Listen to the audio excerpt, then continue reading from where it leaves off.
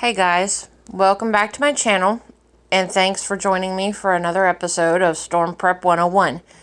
Today I'm going to show you how to fully assemble a ready pet first aid kit for all your fur babies. Fur babies are parts of our family, so you don't want to forget about them. I've made you a list. This is everything I keep in a comprehensive first aid kit. If you want to pause it so you can write it down, screenshot it, whatever. But we're going to go through these items one by one and tell you why you need them in there. The first thing you're going to need for a kit is obviously a container. Now, I've chosen this one. My mother got it with a donation to the Wildlife Federation. It is waterproof, so in case anything spills or it gets dropped in a flood, nothing inside is going to be damaged. However, I also go ahead and put everything in plastic bags. The first item on the list are non-stick gauze pads.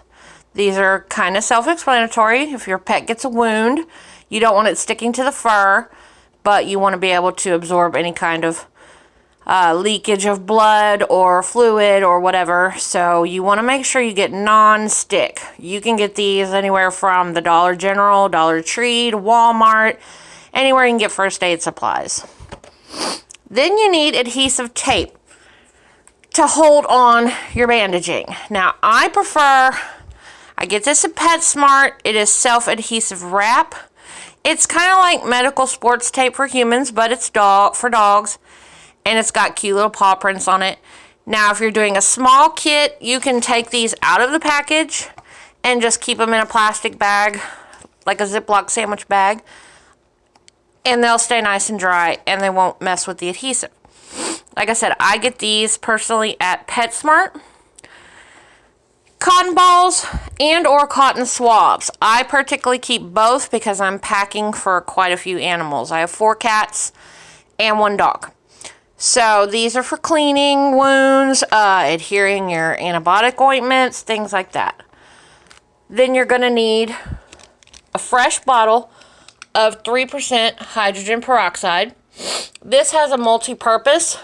You can A, clean wounds with it, obviously, just like humans. Or B, if your fur baby gets and eats something that they shouldn't have and you need to induce vomiting, this works really well. Just barely a teaspoon. Ice packs. If by chance they take a fall or they get hurt and start swelling, just again, like humans, you need a cold compress. Disposable gloves. This is for your care to wear while you're treating the wound on your fur baby.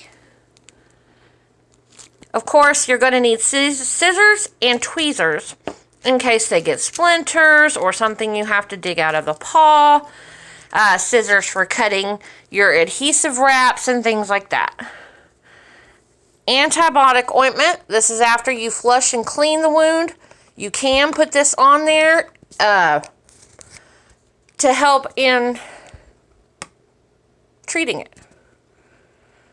An oral syringe. This you can either administer medicine with, flush out a wound, or if your pet has gone into distress during travel, say during evacuation, you can make a slurry of food and feed it to them with this. That happens to a lot, especially cats. They don't travel well sometimes. Dawn dish soap. This is obviously for cleaning purposes, for giving them baths in a hurry if they get into mud or something they're not supposed to. Or drowning fleas if you go somewhere like a camping or whatnot and they find themselves covered in fleas. This will drown them on the spot until you can get home and flea treat them. Towels. This, again, is in case you need to wash them with the Dawn, or they get into some water somewhere or a flood and you need to dry them off. Notice I keep everything in plastic bags because if I'm evacuating during a hurricane and it falls in the flood water, it's not going to get wet because it's sealed in this bag. A small flashlight and batteries. Now this you can use for finding your way around, finding where your pet is hiding if they are stressed out during an evacuation, or looking into wounds to make sure that you have cleaned them and flushed them out completely and there's nothing left in the wound. Alcohol wipes, again, for cleaning both yourself and your pet, and also for sterilizing, say, your tweezers or things like that if you don't have a way to hot water and soap. Styptic powder. This is used by groomers and veterinarians. Usually if they cut the nail too quick, close to the quick, and it starts to bleed. But you can use it on other wounds for dogs and cats. Make sure it's not expired. Saline solution if they get any kind of cuts or any debris in their eye. You also need medications. Pet specific aspirin. I buy this at PetSmart, but make sure that it's not expired when you put it in the kit, and check it frequently. Also, Benadryl. Benadryl is good for allergies. It's also good for if you have an overstimulated dog and they need to calm them down. You can give them one, maybe two, if it's a very large dog. If you buy it at Sam's, like I do, which is a 600 count bottle, you're not going to want to put the whole thing in there for just a short evacuation. Take an old pill bottle, fill it up, label it with the name of the medication and the expiration date from the original bottle, and that can go in your kit. Then you're going to need your ID card with your name and phone number, your pet's name, and the name and phone number of your local vet, the one that you use that knows your pets. Now, there are also some optional items you can put in there. I find them useful.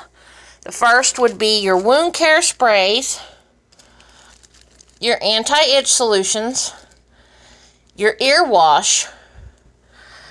I put a bottle of hand sanitizer for myself after cleaning any kind of animals. Large tongue depressors. If your fur baby breaks, say, a leg or a tail, this makes an instant splint until you can get to a vet or an emergency hospital for your animal. And finally, now this is a very expensive item, but it works wonders. Manuka Honey.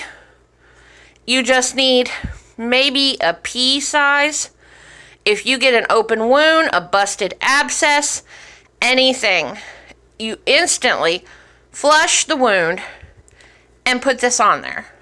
Within a week, you will be surprised. It's like it never happened. It is about, this little bottle for 8.75 ounces is about $23 at H-E-B. You can find it in the honey area by like the peanut butter and jelly. Again, make sure it is the Dr. Manuka Honey. But it is amazing. My vet tech told me about this when my daughter's cat had a very bad wound on its neck, got in a fight with a raccoon and about tore its neck open. Within a week, you couldn't even tell. Highly, highly recommend this. And honey has a shelf life of forever. So this isn't going to expire. And that's about it. Like I said, then you need obviously a bag. But this is basically what's going to go in your fur baby's kit.